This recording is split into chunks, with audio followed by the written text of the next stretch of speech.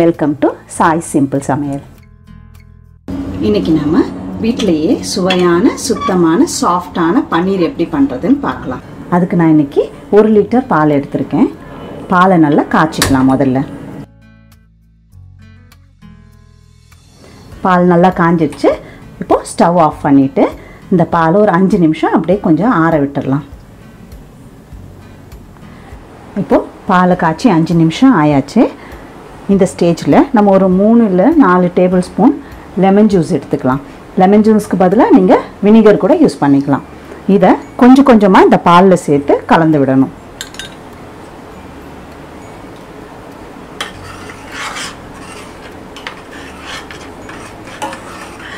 ஒரு table spoon lemon juice சேர்த்து ஒரு நிமிஷம் கலந்து விடுங்க. திரும்ப இன்னொரு டேபிள் ஸ்பூன் சேர்த்துக்கலாம். அந்த மாதிரி கலந்து விட்டுக்கிட்டே இருக்கணும். நம்ம பாலை இப்படி ஆற வைக்காமல் சூடான பால்லையே அப்படியே லெமன் ஜூஸ் சேர்த்தோம்னா கொஞ்சம் பன்னீர் ஹார்டாக வரும். இப்படி பண்ணோம்னா பன்னீர் நல்லா சாஃப்டாக கிடைக்கும்.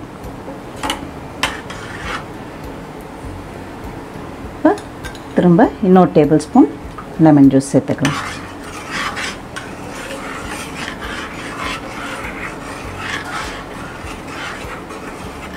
கலந்து விட்டு கொஞ்சம் செட்டில் ஆக விடுங்க.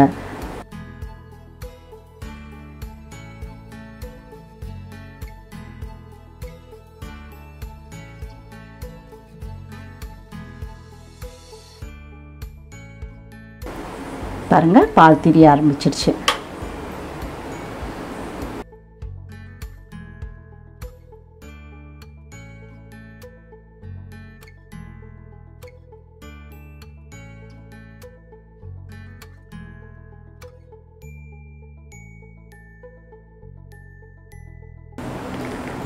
பாருங்க, தண்ணி நல்லா தனியாக பிரிஞ்சு வந்துடுச்சு.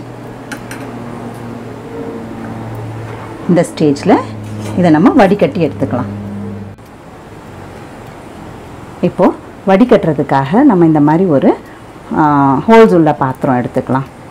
நம்ம அப்பளம்லாம் பொரிச்சு எடுப்போம் இல்லையா, அந்த மாதிரி ஒரு ஓட்டை உள்ள பாத்திரம் எடுத்துகிட்டு அதுக்கு அடியில் நான் ஒரு பாத்திரம் வச்சுக்கிட்டேன். ஏன்னா தண்ணி வடியணும் இல்லையா, அதுக்கு. இதுக்கு மேலே ஒரு க்ளீனான வெள்ளை துணி போட்டுக்கோங்க.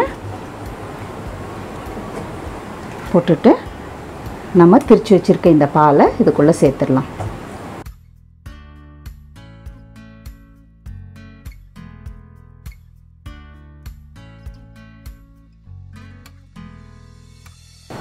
இதில் இப்போ இந்த லெமன் ஜூஸ் சேர்த்துருக்கோம் இல்லையா, அந்த புளிப்பு தன்மையெல்லாம் போகிறதுக்காக கொஞ்சம் ப்ளெயின் வாட்டர், சாதா தண்ணி எடுத்து இதை நல்லா அலசிக்கோங்க.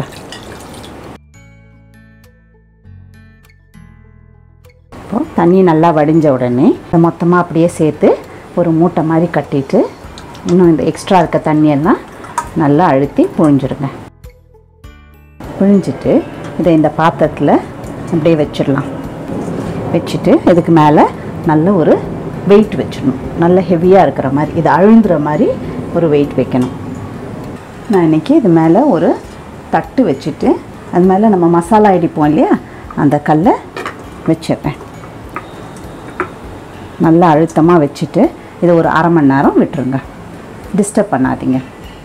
இப்போது நம்ம செட் பண்ணி வச்சு 1/2 அன் ஹவர் ஆயாச்சு. திறந்து பார்க்கலாம். இந்த மாதிரி வெயிட் வைக்கிறதுக்கு உங்களுக்கு மசாலா கல் இல்லைன்னா எதனா ஒரு பாத்திரத்தில் தண்ணி ஃபில் பண்ணி அதை கூட நீங்கள் வச்சுக்கலாம். பாருங்கள், பன்னீர் எவ்வளோ அழகாக சூப்பராக செட் ஆகிடுச்சு. இப்போ நம்ம இதை க்யூப்ஸாக என்ன சைஸில் வேணுமோ கட் பண்ணி வச்சுட்டு நம்ம பன்னீர் பட்டர் மசாலா, அப்புறம் பாலக் பன்னீர், மட்டர் பன்னீர், இல்லை பன்னீர் ஃப்ரைட் ரைஸ், இந்த மாதிரி நிறைய ரெசிபீஸ் பண்ணலாம். சாஃப்டான பன்னீர் தயார். ட்ரை பண்ணி பாருங்கள். இந்த வீடியோ பிடிச்சிருந்தா லைக் பண்ணுங்கள், ஷேர் பண்ணுங்கள், சப்ஸ்கிரைப் பண்ணுங்கள். சிம்பிளாக சமைங்க, சுவையாக சாப்பிடுங்க.